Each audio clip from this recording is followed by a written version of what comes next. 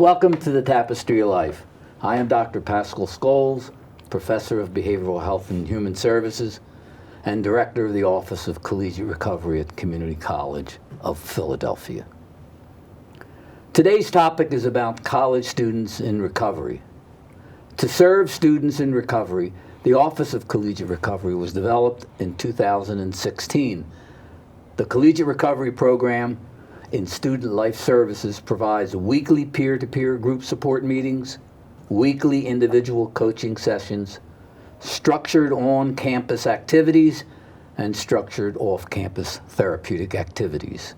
It also is an outreach program to engage the recovery community in the benefits of a college experience to strengthen and support an individual's recovery plan. To discuss this topic today, I want to welcome my co-host, Dean David Asensio, and my two very special guests, Jocelyn Rivera and Mike Luna. You know, when I started this program about 3 or 4 years ago, I wasn't sure how it was going to go. And then I ran into Mike Luna, and he helped me figure out how it was going to go. And I joked with it at the time because he was one of the first students. And interesting, the two of you here, you're one of our newer collegiate recovery people. And Mike has been with me for a very long time. And I know the dean, when he came here, he knew that, you know, we were starting up the program, et cetera, et cetera. And it has gone through a whole scenario of different events that will integrate into all of this. But I was wondering if maybe Mike, as the senior person here, what was your experience like, and what happened for you, and what drove you to college? Yeah, as a young person in recovery from drugs and alcohol, drug and alcohol addiction was at the peak of my late teens and early and mid 20s. I done a lot of drugs and didn't realize how it was having an effect on me, my body, my mind, and spirit until I got sober and started a process of recovery through abstinence. I went out of hospital one day and told them if they don't help me, I'm gonna kill myself. And they sent me to a psych ward, and from a psych ward, I went to a inpatient drug rehab facility where I started my journey. And from there, I found CCP. When I came to college, I was still frightened in my early stages of recovery and trying to figure out how to navigate this thing called life, to the point where I didn't know what I wanted to do. I just know I wanted to help people understand what I went through and how I was getting through it. So for me to have a degree in the limelight and also be in recovery, it seems so far-fetched to say, you know, I'm in recovery from drugs and alcohol, yet I'm a college student. To society, it just doesn't make sense. It's like you're not supposed to be. You're almost anathema. Yeah, that's true. It's like you're not supposed to be where you're supposed to be. You're supposed to be on their bridge in Kensington. I actually believe, and I'm sure the dean could kind of relate to this too, I've often felt that education is a vehicle to and through recovery. It's a kind of an interesting phenomenon because, you know, if you're doing the things that I know some of us have done in the sense of our street activities, you get yourself pretty tied up with a hustle, et cetera, and a bustle, if you want to use that language.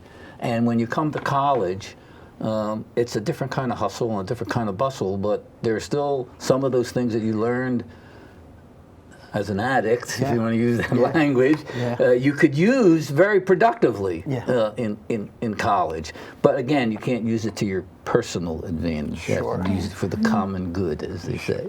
So when I ran into you and I started to understand that there was this ideology of support services for people in recovery, I started to find the courage to talk more about my recovery to complete strangers. I got comfortable in the sense that what I'm doing now is working, and trying to find that support service, knowing that the office was fairly new to try to help manifest what could be great for everyone who can identify as being in recovery, and also go hand in hand with getting good grades, and graduating college. It took a toll from understanding where I could have been when I first came, and that every semester is it's like a hustle, like you said, it's like a hustle and bustle to hustle for the information to be successful. So, does this make sense to you, Dean? Yeah, and we just see that with all students who come in, but when you have those that are coming in with other issues, and such as students are in recovery, we have students that are part of the reentry program, the and prison, coming down in right prison. from prison and coming here. We're talking about students that are homeless and couch surfing. You see that. Yeah. Food insecurity is there. We have members of the LGBT community. We have students who are undocumented. So you see a lot of intersectionality in terms of all these issues, and having to negotiate those life issues and then negotiate college and being here and the educational process, because we have our own systems here. And to navigate that takes some getting used to and understanding. But to me, and what we had discussed was, what's the value that I see in collegiate recovery? And I think, when I was first looking at where I wanted to go to next, and I saw the position as Dean of Students and what would be the portfolio that I would have, I said, wow. I started saying, we can move from the student life scenario and that type of title to student development, which means that I could use collegiate recovery, with the Center for Male Engagement. We have Women's Outreach and Advocacy Center.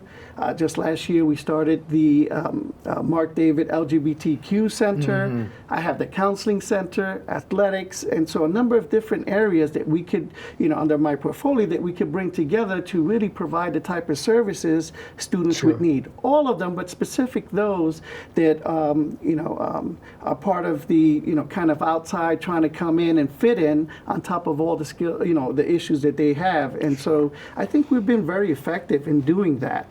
And so, because you have to be very intentional and very focused in trying to reach out to students that need these services. So again, we just try to have this wraparound safety net to help them with their life issues while they're negotiating the educational component. Yeah, one of the nice things about integrating recovery, it's a kind of an odd situation. We want to stay close to ourselves as recovering people, because we have very unique issues that a lot of people either stigmatize and do all kinds of things around. And one of the destigmatizing qualities of college life is that you can roam into the Center for Male Engagement, the Women's Center, and you can just be a student, and you can keep, if you want, your anonymity. But you can get integrated into all of that at the same time.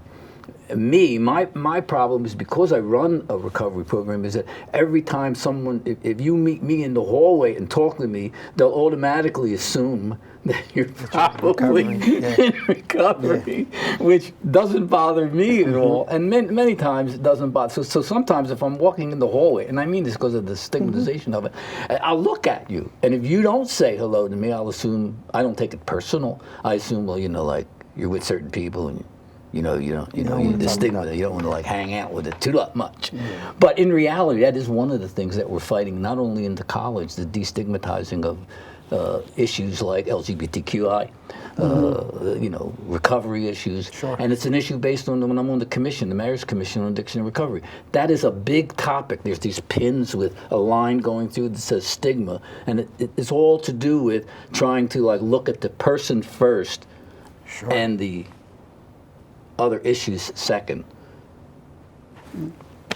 So now I'm going to ask you, as a woman and a person who's just starting the program, who hasn't really, we haven't generated a lot of activity with you like we have with Mike, but I do get a sense that you're here and that you want to kind of stay with us, and surely we're going to make sure that you graduate like Mike is going to graduate and go on and get his bachelor's degree and become a psychologist. I think that's what he said he wants to do.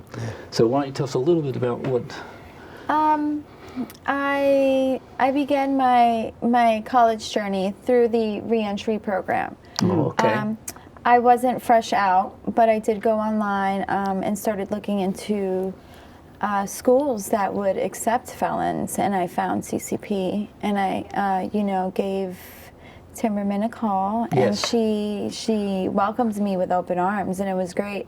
I felt like I finally got the second chance that I had always been looking for, and I felt that it was my turn to make something out of myself, see how far I could push myself, because honestly, being in recovery and getting yourself into college, it's a challenge. It's a challenge to stay on the right path, to stay on your feet, and it just, after my first semester, I realized how capable I was at doing this, and how I grew mentally, emotionally. I started speaking to others. I started being social, I guess you could say, because, fighting an addiction and going through everything like that, you become antisocial. You want to hold in. You don't want to talk to people because you're scared, because they're going to judge you right off the bat.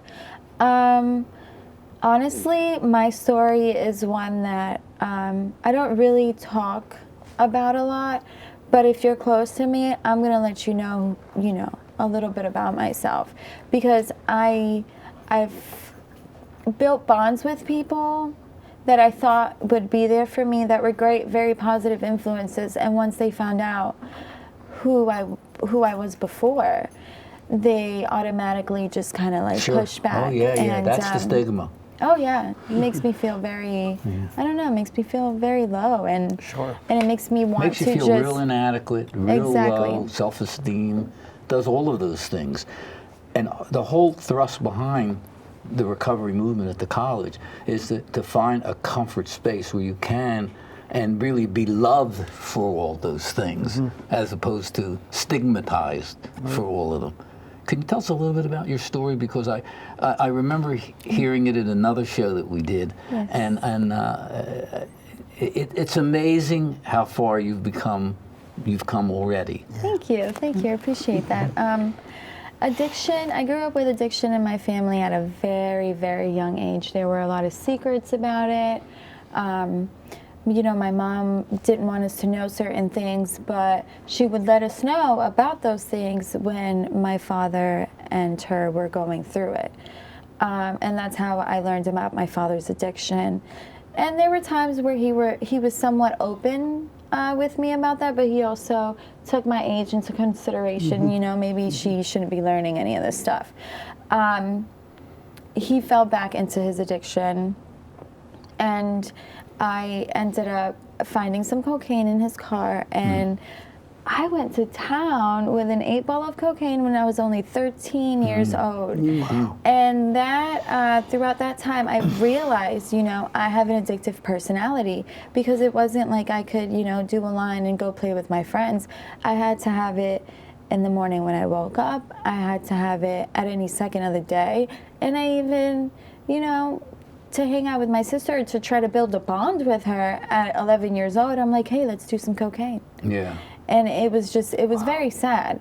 But considered fairly normal, I guess, in the sense that it was happening all around you. Everywhere, that's everywhere. true. My boyfriend at the time, his dad sold marijuana, he sold marijuana, and my dad was selling marijuana. So I actually remember one day that, my dad sat me down. He's like, if you're going to do anything, speak to me about it first, so that at least you do it under my roof, so that I know you're okay. Yeah. And I feel like that, in a sense, gave me a leeway. Yeah, it sanctioned the behavior. Yes. Yeah. And although I was never, I disliked people who, did the hard stuff. I didn't want them around me, anything like that. And welcome to party life. I was like, okay, well, I'm allowed to party, so why not party, I had kids at a young age, and and even my children, and it's so sad to say, but the motherly love that I had for them was overpowered by my addiction. After I had my daughter, I started taking her father's pain pills because I couldn't get them. I couldn't get my pain medicine through my insurance because I had a C-section. And then seeing how he was, you know, he was feeling great and he didn't have a care in the world, I was upset that he wouldn't help me with the kids. So I started taking the pain medicine from him. And that's when my addiction just, you know, got the best of me. Roller coaster, yeah. You got on a roller coaster. Throughout the years, I was incarcerated, so I got the help that I needed to momentarily be sober.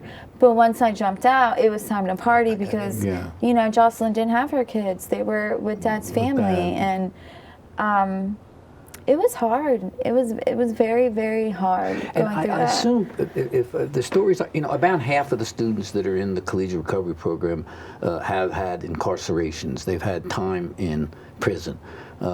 Some as much as 20 years, you know, and some, you know, a little over 11 and a half months, you know, because you go upstate after 11 and a half to 20. So you're not just doing county time, as they call it, you know. And the stories that you hear, there's always this mix. And the problem with the mix is that you get clean sometimes because they do sell drugs in the prison system. Although they don't want to admit that too often, but they do. But the reality is that when you get out, you have no background in how to help yourself. You just were clean because you were forced to be clean. Now, the second time I was incarcerated, I volunteered for a 1-year recovery program. Oh, okay. So they set you aside from the whole compound, and you're with those people 24/7. Oh, it's like a therapeutic community. Yes. Yeah, that's what it probably was. And I didn't realize that my counselor was really trying to get to the root of my problem. I just felt like she was trying to poke around in my business. Right. Oh, okay. So there were things that I took from that program that I still use to this day. But if I could go back, I would definitely put in so much more work because it would have really helped when I got out. Sure. You know, this last time. And when I got out, fell back into an addiction. Sure. I was doing cocaine, doing pills here and there, and my younger sister actually kicked me out of her house. And she's like, "I love you, but I'm not gonna be here and to watch you constantly put yourself through this." So I went with my mom. We decided that I would come up here for Christmas to visit my brother, and I stayed. And that was how long ago? And I want to say it was December of 16. Oh, okay, Yeah. so you've been up here a few years. Yes, a few years.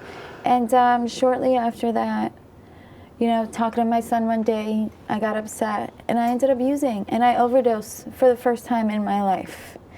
And it was hard because, you know, I didn't want to deal with the withdrawals.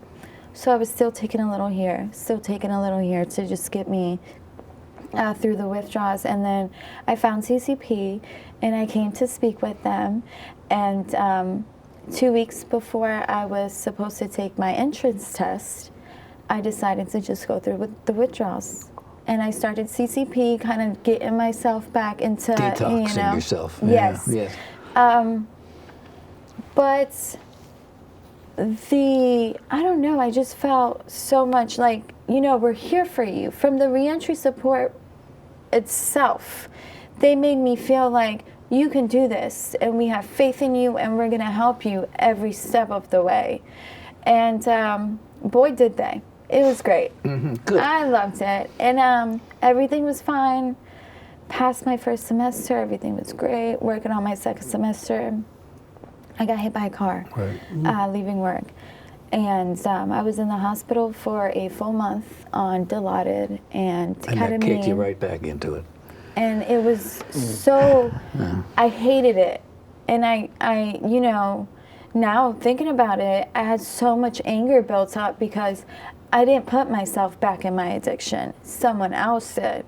So I took things into my own hands and decided to go find Suboxone on the street. And I took the Suboxone, half of what I had purchased, and allowed myself to detox again. And I am back. That's great. I am back and I'm ready. How long have you been clean now? About a month? No. I want to say it was May, June. Okay, a couple Yeah, months. yeah, just a couple That's months. great. Yeah. But I will say this, and I will not talk about it on this film, camera Okay. decision today, but when you're in collegiate recovery, we will talk about who really put them back in their addiction. Was it the accident, or was it your state of mind, and you just fell back into where it was why more not? comfortable? Yes. But we, Very true. Very true. I yeah, like that point. we can have those kind of conversations at a have later those point in time. Mike, does this sound familiar to you? Too familiar. To understand that the environment plays a major effect on our trajectory as human beings. Things didn't seem clear, and it didn't I couldn't understand how I was disconnected from the universe or disconnected from things that were supposed to happen because of my heart and my soul being, from my understanding, a good heart, and I have a good heart. So the drugs just took me to a whole different place. I actually started recreational drugs. The party life was there, and then one day I actually was in a bar fight and got stabbed. And as I got stabbed, they gave me Percocets in the hospital, and from there I just went off the deep end. I was doing about 100 to 120 milligrams a day, not eating, on the streets, hustling to provide for my habit, but also in a bar every night. And it didn't seem like there was anything holding me to life itself, that one day I was intoxicated and I put a gun to my head and I put a bullet in the barrel and flipped it 7 times, and not one time did that gun go off. So, for me now to be coming up on 3.5 years sober, July 4th was my 3-year mark, to realize that every step of the way is crucial in regards to personal development and spirituality. Where that spirituality comes from is a place of just pure accountability. And because of CCP and the Collegiate Recovery Program allowing me to define my inner core of what made me hurt and why I was hurting. Forgiving my father for never being in my life was a major component to say that, I have to forgive the people who, so-called stemmed my drug and alcohol addiction, because if I don't, I'm one pill away or one drink away from going right back. It really startles me, the stories, and I've heard thousands of stories, but I'm always startled by the stories, and I can only fall back on like a spiritual presence in the universe. Because why didn't that barrel kill you 7 times? There was a meaning behind the missing of 7 times. You had a better place that you were going to go, and God knew it. I know that people don't want to hear these stories too much. I love it. But I mean, the reality is, there was a reason why that barrel didn't kill you. Sure. The rolling of that barrel, and I think you're on the right trajectory now. Sure. Does that I make just sense? wanted to touch on something. You talked about your relationship with your father. Sure. And you talked about relationship with your children, because there's the others, right? There's you dealing with all that you have to go through, but and then there's consequences for others on the other side, like your sister, like your father. I mentioned that there was addictions in my family, and really that hurt us, and that put holes in me that could never be filled. I remember one time going to therapy, and because I was studying to be a counselor. So if you want to be a counselor, you have to go to counseling yourself. So I went through that process, and I remember one time the counselor saying, "You know what, Dave, you've been coming here a couple of weeks now. It seems like to me that you're waiting by the mailbox for something to come in that's never going to come in. Sure. And there comes a time now when you need to move away from the mailbox." And what he was referring to was that, I'm waiting for my dad to come here and to be with me and to love me and give me all that, which he never did ever. And so I'm craving that, and it's just never going to come in, but I'm waiting. And so he goes, you need to move on. And not only that, but understand that the love that's going to come to you in the future, may be wrapped in a different type of way. And so that if it's someone else giving you that, another male uncle or whoever it may be, that you have to be open to that. But yet again, you have to deal with this. So again, for those of us that are on the opposite side, there's a lot of pain and frustration, and sometimes we don't understand, but we do want to understand. And so if both of you could just kind of give an example, like in your life, how have you worked with, someone, whether it's your child or your sister or a family member, to kind of try to find that forgiveness, or try to, talk about where we can find common ground to understand where I was and where I am and where I want to go. Because I think that's important, because you have to mend those relationships, right? And heal them the best way you can. You can't always do it, but sometimes you can. And so if you could share an example of that, because that gives people hope. I'll start the sharing, because I could tell you because it happened to me. I stopped my addiction when I found a woman that I really fell in love with. And in that love, we wanted to have children. And I have 3 children. They're now older than both of you. But how long have you been sober? 1978. Wow. Yeah. Congrats. Yeah, I'm Yes, like a forensic congratulations. sobriety, I guess, or something. But what happened was, I said to myself, because at that time I was, a counselor, and I was doing work, and I didn't have my doctorate yet, but I was still doing. And I said to myself, I'm not going to let my kids grow up in a family where I'm a junkie. I mean, I'm just not going to do it. And actually, it was that started me on my road.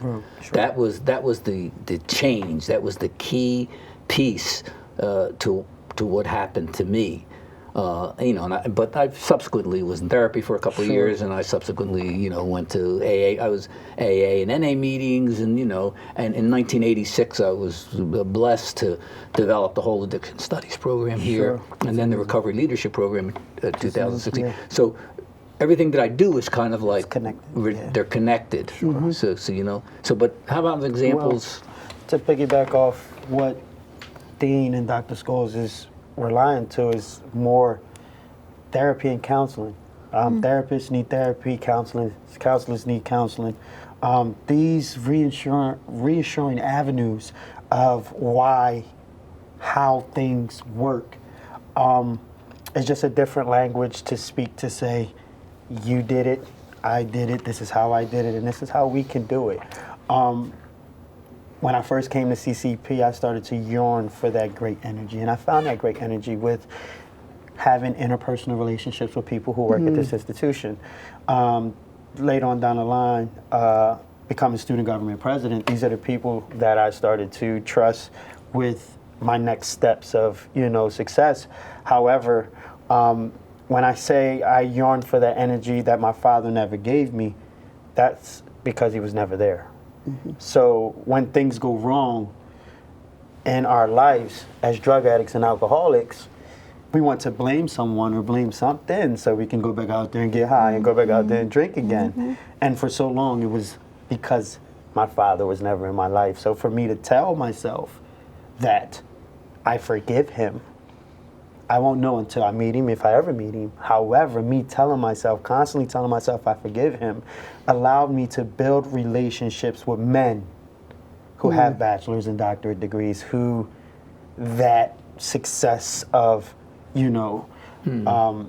certificate can definitely fill my void, because it's nothing like starting something and finishing it. In my addiction, I started so much. I started to tie my shoe and forgot that I was tying it. And it just got to that point where education started to validate my knowledge of existence. Yeah, and before I ask you, the whole thrust behind the Recovery Leadership Certificate, which he'll be finishing this coming April, and hopefully you'll be finishing in a few years or whenever. The whole thrust of that is based on a cognitive behavioral approach to life. And what it is that we present you with topics that you get college credit for, that eventually open up your mind and give you an opportunity to think about them. So you take a course in like conflict resolution. Well, hey, every day, a public speaking course. Because you got to get up in front of people and talk. And then there's the addiction studies where you got to learn about, you know, all the things that you've been denying most of your life, you know, Sure. because when we think about it. When you think about the 4 issues that I constantly talk to students about: denial, projection, rationalizing, and if you can't settle those, then you're going to act out and Yeah. you're going to relapse. So every time something happens to you, you say, gee, am I blaming other people? I might set them Or am I rationalizing what I myself, shouldn't yeah. be doing? Sure. See, there are not all good teachers here at the college, but don't blame them for your D. Sure. You know what I get that. I mean? I get that. Because you can do that very easily. Very well. So that's partly what we, you know, it's almost kind of like that's what we talk about. We talk about keeping clear your recovery and integrating it into your education, and don't use the techniques that got you into your addiction as a part of the rationale for getting out of your studies. Sure. But I don't know if that makes any sense. Yeah, well, I Yeah, kind it of does. say it like, It you know, definitely does. the way we hustled on the street is the way I hustle for Yeah, information exactly. in college. It's a different approach, Yeah. you know? But hustling on the streets, there's a lot of good characteristics in the hustle Great. that will help you be Oh, a yeah, good definitely. person in the non-hustle side. Okay. Sure. I have yet to begin a process of, I mean, myself, I have forgiven my mom for things she's done. I can't honestly say, I mean, I'd like to say that I forgive my sister for constantly throwing me out of the house or throwing everything that I've done in my face. I don't think that I have. That is a step that I want to do with her, my brother as well, because he's you know, he dealt with addiction and he finds himself struggling with it at times. But it's something that I also need to do with my children. And I can't do it in a setting when it's just, you know, myself and the other person, because we don't have a mediator, we don't have someone there. And that is something that I would like to continue fighting towards and stuff, you know. My sister will be starting at CCP next year, next spring, so we'll be here together. Yes. And I'm super excited about that. And we hang out all the time, and but we can't dig deep because we start arguing because she's right and I'm wrong, or I'm right and she's wrong. Well, maybe you need a mentor, which we do have. Yeah, We do have a yes. But I'm excited to start digging. Yeah. I need to find out what's going on, and you know, still sometimes I find myself very sad. Yeah. And you know, because I don't have my kids and I Sure. can't talk to all of them. And then because, you know, while my dad was fighting his addiction, I was in a sense fighting my own addiction in and out of juvenile programs. So I never got to say goodbye to him Yeah, the way I wanted to sure. and stuff. So I still have a lot of work to Oh, do. I can see it's real But- close. I can see. Yeah, But, and it's okay that It it's is that okay. close. It is. Because when it's that close, it can get resolved. It can. You can work on it. You know, you can. But I mean, overall, I'm excited. Yes, I can see that. Yeah. And I'll be honest with you, I'm very excited as the director of the program to see people like you wanting to participate in the recovery community. Wow, Because getting education is crucial. really important, not just for our program, but I love it makes my heart feel good when people leave in a different place than when they started with. Oh yeah, definitely. Because I'm not the same person I was 2.5 years ago, 3 years ago. And all of it has been, each step has added up to the next step. And I only, as I look back, I'm like, wow, if that didn't happen the way it happened, I probably wouldn't be right here doing what I'm doing.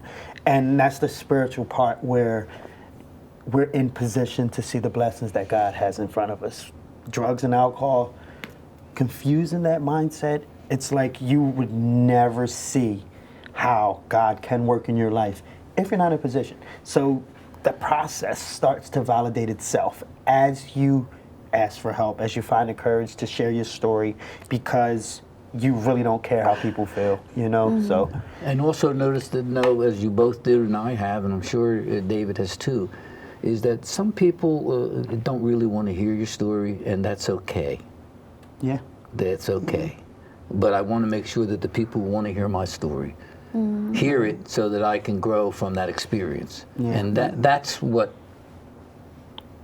college recovery is about, at least. And I think, honestly, I believe that, my younger sister witnessing what I went through with addiction, and as well as my father, not so much my brother because he's been in Philadelphia for a while, has given her that push that she wanted to come to school to work with recovering addicts, because that's what she wants to do. Oh, really? And it's super cool, and I love it because I always felt like we never had anything in common. Sure. And now we do. And it's something positive, and it's something that we can both learn and grow from. She's not a person in recovery, though, right? No. Well, she's an ally, so she Yeah. could come into Yes. collegiate recovery.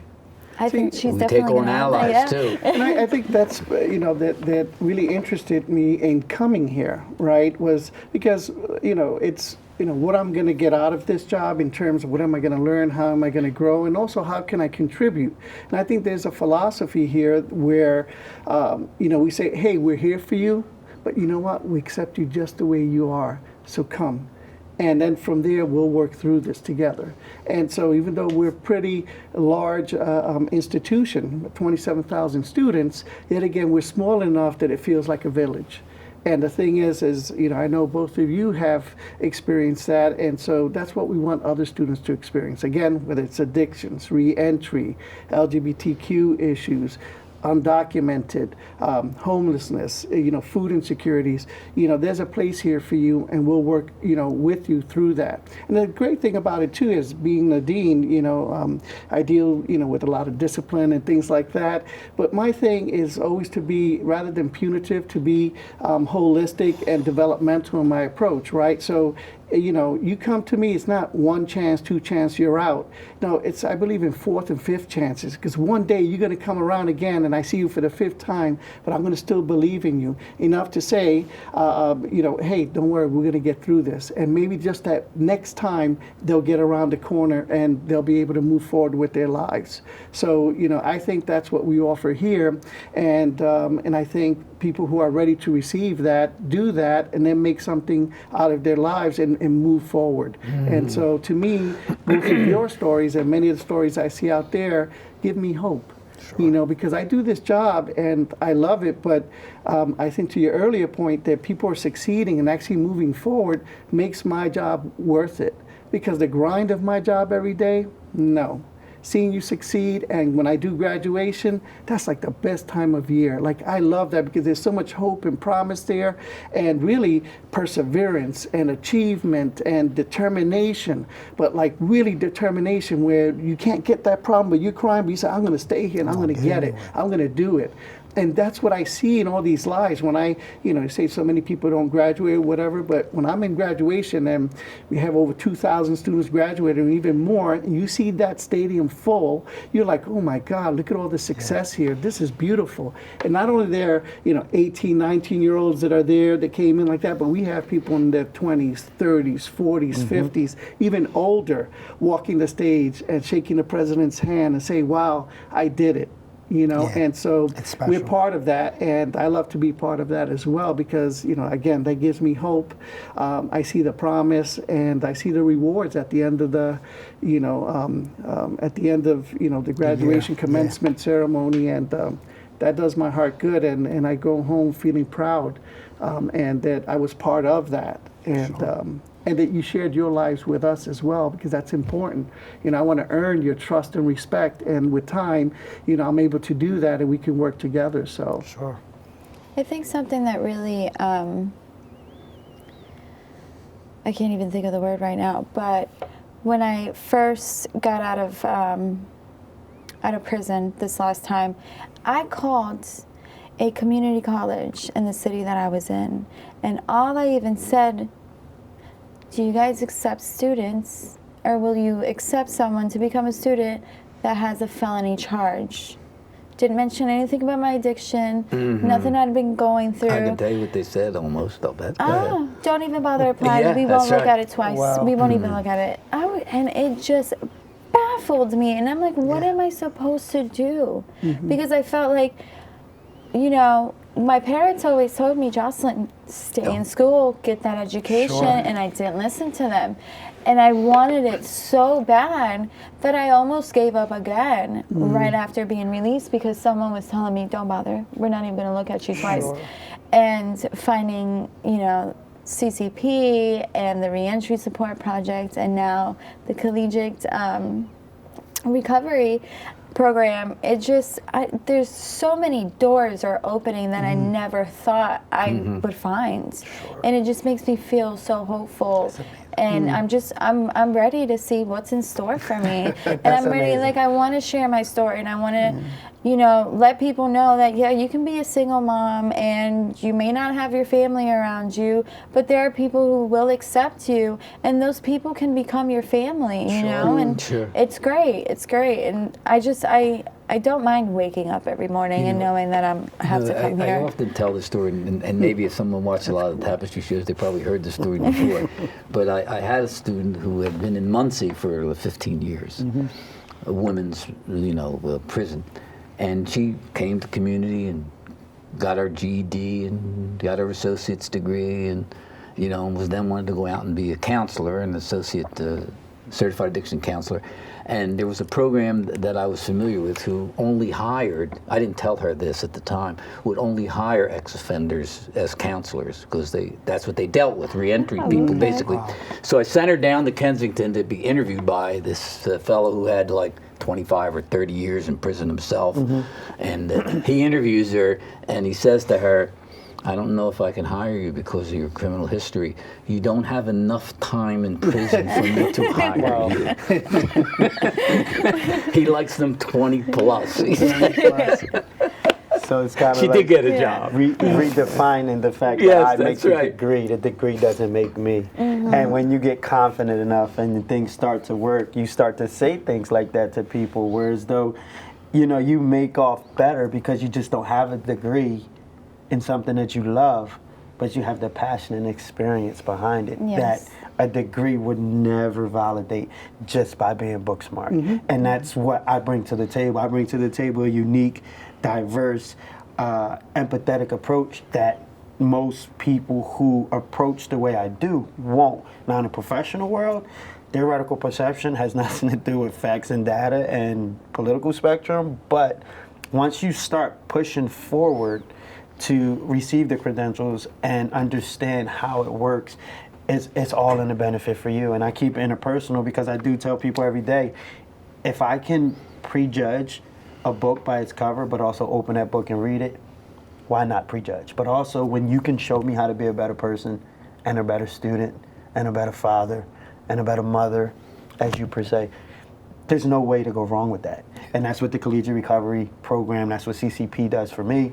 That's what relationships that I have with, the dean and doctors, that's what it does. It validates that what I'm doing is so worth it and I'm bringing something different to the table. And it's amazing. It's amazing what can happen. See, the goal, I think, is a very simple one, and that is we want to honor your experience and your background, and we want to educate you to use that experience and background more effectively. And that will make you an effective counselor, therapist, wherever you Psychologist, want to go. And that's really what the goal of workforce initiatives are, is to not negate your experience, but to use that experience and enhance it into a new space where you could then turn around and help thousands and 15s and all kinds of people. Because I think to all your points is that, and I learned this, I was born and raised in Harlem and, very poor and it was a real struggle. I didn't even think, I don't know, I was, am I going to get out of this area? Am I going to be able to have a better life? I'm going to tell you, because my mother, I think she went up to the 3rd or 4th grade, and I've mentioned this, and my father could not read or write. He's what they call a functional illiterate. Wow. And so, I was like, so what promise is there for me? If I get out of high school, that's a big thing. So to be at the level I'm at and actually moving toward completing my dissertation for a doctorate, one of the things that I learned, I said, they can take away my home, they can take away my job, they can take away whatever they want. But one thing they can't take away is my education. That's right. Wherever I go, I can always pick up again, and within a couple of months or a year, get back on my feet and move forward, That's and never true. had That's amazing. skipped a step. I could fall down 3 times, I get up 5 times. Yeah. To whatever it is I have to do to move forward, because you have that determination. And so education, again, is not something they can ever take away. No matter what happens, you always have that, and you can always move forward. Because too, not only do you open up in terms of a different world for yourself, but also you open up mentally in your heart too, and how you see things and how you reflect in different ways that makes you a better person, and perhaps even a better professional. Yeah. To certain extents, and I see that definitely happening for the both of you. Thank you. Thank you, There's a thank lot you. of promise and a lot of potential, but you know what? You just got to put in the work for it, Yeah. and you have been Definitely, doing that. definitely. And we're just here to support Yeah. and get out of your way. Support and get out of the way so you can go out through. And jokingly, it's not. Many students will come to me, you're in recovery, I'm in recovery, can you cut me a better grade? I mean, I say, you're in recovery and I'm in recovery, and you better learn your material and turn it into work, because it's not going to help you if I play your recovery out that way. And as Yeah. cool as we are, I've had the privilege of taking a He's couple in of his a couple classes, classes, and yeah. it's straight and narrow, and I appreciate it, because I kind of thought that was going to happen. Oh, yeah, You yeah, know, can you people- give me a grading curve? And it's like, grading curve. and it's, You it's know what not, you it's talked amazing. about in another PSA that you've done like that? You talked about, and this is the biggest thing I think you said about accountability. Accountability. Spiritually, how you grew and how that helped you and give you a foundation, but you had accountability, meaning I have to do what I need to do, For me. and I have to Exactly. own that, so everything I do is by my own free will, Yeah. and so things are not happening to me. I decide where I want to go and what is it I want to do, and if I can't do it by myself at that juncture, I got people around me that can To help support, and me, that's- people who yeah. have my back. And so, that's what we're all about here. And but really, all the work is you. And again, that accountability helps to kind of move you forward. And so, And sometimes, the beauty of recovery is that you could very easily lapse into blaming everybody for everything that ever happened to you. And one of the things that the collegiate recovery and the mentors do here is they try and tell you that this is your, I can't say it on the camera, SHIT, and it's not the college's, and you really need to focus more on that. And I remember having these conversations with Mike. Sure. And it's a way of separating out what's real from what is really What's the mystical, illusion? almost an illusion. Yeah, of being hustled or doing a hustle. And prime example, I was actually student government president the past 2 semesters, and I jumped straight into it wanting to change the world and not really understanding the process. And I've got out of that a better understanding to By the point, I wasn't even talking to him for a Yeah. while because he was so into that. Yeah. Right? well, I had the pleasure of being with Mike throughout that whole year, and we've had long discussions and like that, and I'm thinking, yeah, man, he's disagreements good. and- He's yeah. going out there, and then woo, Yeah. and like that. And I was like, okay, you know what? But what I told you at that time, and even though I was frustrated at times, but I believed and I knew that you're going to make something of yourself. Some things are going to happen, right? But as for all of us, right, it's learning curves and learning, even in professional positions that I've had, where I had certain expectations that didn't meet it, and so where was I? What was happening? Sure. But the thing is that you were able to kind of say, okay, I get this, and this is what I need to do moving forward. Sure. And then there was a time too when you just said, this is too much for me. I need to step back. Because you Detachment. get so Sure. wrapped up in what's Into- happening there. Yeah. But one of the things that I told you and what I learned, even though I would be frustrated sometimes with you, I always told you, I said, you know what, you have unconditional love for me. Sure. Because, I need to do that for you and with you. And even though sometimes we didn't see eye to eye, but the love is always still there because that needs to be constant. Because if I really care about you, then I need to do that. And so sometimes I need to get out of my own way with course. my own emotions and all that to be able to serve you in the way that I need to. And so, it's a learning experience for all of us. Yeah, and for me to create my own narrative of what Yes. works for me. I understand there's going to be structures, there's going to be rules. I come from an area where I don't agree with rules, but now I'm learning that no matter where I go and what I do, as long as I don't pick up that drug or pick up that drink first, anything is possible to have an open mind and an open heart to learn. Yeah. So that's what what this process of education I mean, does. like simple stories, like Mike, you're still hustling, doing that stuff on the subway. Yeah. Stuff we were Actually, doing. Yeah, And it's, some of the women would talk to me and say, "Well, I got to earn a little bit of money. I'm still prostituting." I would say, "You gotta go work in a kitchen somewhere. You gotta go to 7-Eleven and work. This is all a part of your addiction. Unless you don't see it as a part of your addiction, but it is a part of your yeah. addiction. But because the money comes easy." Yeah. That way, and you're used to getting it that way. Other things don't seem it's like reality, difficult, yeah. and you don't realize that you need to stop affect those things place, in order to yeah. heal, Yeah.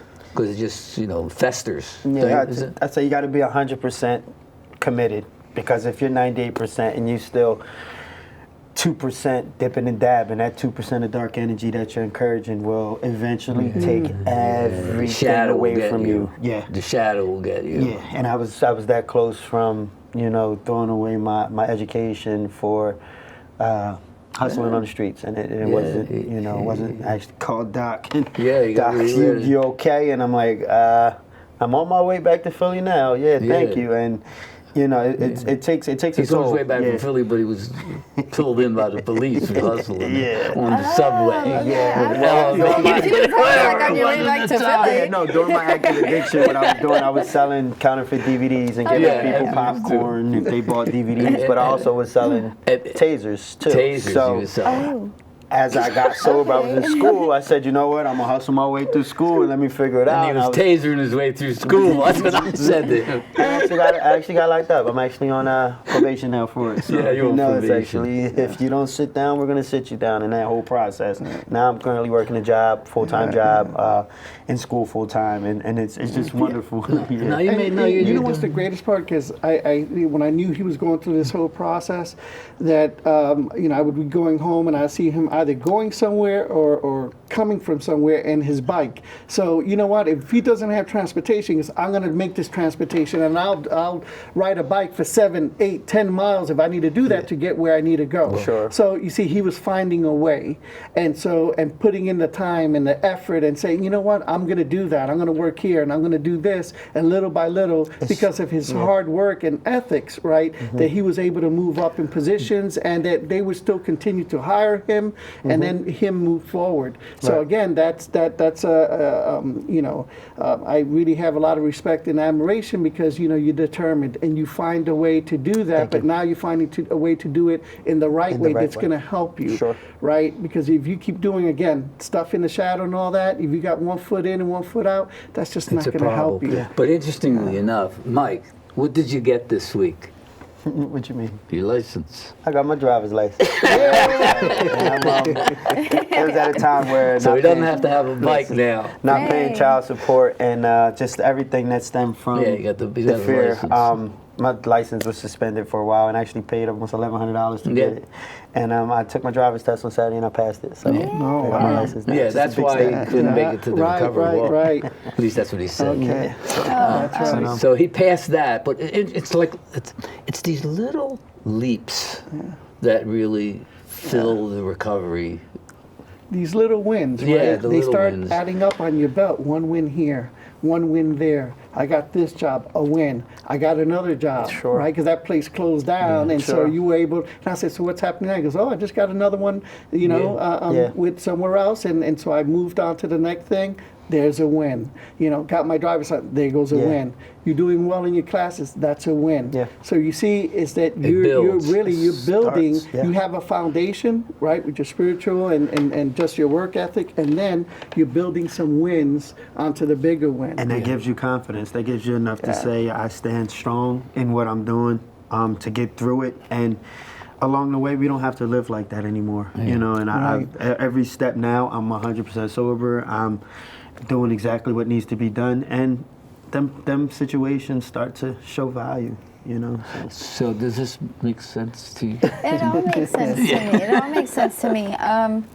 I mean, at this point, getting up, getting dressed, and actually, you know, because it's a 10-minute walk from my house to the train, but being able to walk to the train, get on another train, and then walk to the school, that's a win in my pocket right there. Yeah, there you go. Because I could be sitting at home complaining about the rod that's in my you know, my thigh, saying, oh, it hurts too much, I can't do anything.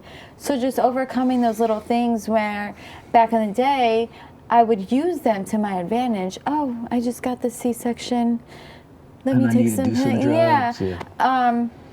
I mean, like Manuel was saying, everything that happens, and you know, and it happens in place. Being hit by that car, I got, you know, dove right back into my addiction, but I got myself out of it, and that was a win in itself. And then I had to come back to school and figure out all of my financial aid stuff on my own, because the reentry support program was were the ones who did Yeah, it they for were me doing the it for you. first time. Well, we actually do that now in recovery stuff too. Oh, wow. We'll help you with the. But the fact that I was able to do it on my own, Yes. and not to have anyone help me, I was like, wow, I can really get this down. I picked my classes on my own. I had a little, you know, back and forth between healthcare management and stuff like that, which we spoke about. Yes. But And you're going to stay close to us around your selections going forward. yes, definitely, We want to keep definitely. you connected to your degree and your recovery. Sure. Yes. See, it's not so bad, was it? No. And I think, you know, today when, you know, people see this show and they look at both of you, that they would see hope, you know, and they see promise, and that they see determination, and that, you know what, you can work through this, because both of you are an inspiration to me, you know, and it just makes me so, you know, hopeful for others that are out there that want to come in, and hopefully they see this show and they'll say, you know what, she did it. He did it with all these obstacles and barriers in front of you, and they're very real. You know, like just, I can't even imagine, because I've never experienced that, to be in a position where you're like, oh my God, this is dark place I'm in and I can't get out. And so my easy way is to do this or that. I've never been there. I've had dark moments in other ways, but not like that. And so I think when they see that in both of you and they hear your stories, I'm telling you, it's going to resonate with them. Sure. Well, even with, you know, getting myself off of the pills after my accident, I still felt like I was in a dark place. I still felt like I wasn't good enough to hang around my roommate and her friends. And I felt like as every day that went by without being in school, I was just getting dumber. For what reason, I don't know. I just felt like, Jocelyn, your intelligence is like fading away in a sense. Why I would, you know, do that to myself, God only knows. But just coming here every day just helps revalidate. Reinforces it, Yeah, validates reinforces your- it. yeah. And you know, like, I'm doing what I need to do, and I'm doing a great job at it. And you know, now I feel a little smart too, so it all works out. I'm going to end with that one, because you are smart and you are smart, and we love you. Yeah. That's right. Thank you. Thank That's you, right. thank you. Well, that's all the time we have for today. I would like to thank my co-host, Dean Asensio, and my two very special people in recovery, Mike and Jocelyn. Thank you, Doc. Thank Thank you you. all. I would also like to thank you, the viewers, for tuning in. You have been watching the Tapestry of Life on CCP TV, the award-winning educational channel of Community College of Philadelphia. I am Dr. Pascal Scholes, Professor of Behavioral Health and Human Services, and Director of the Office of Collegiate Recovery. See you next time.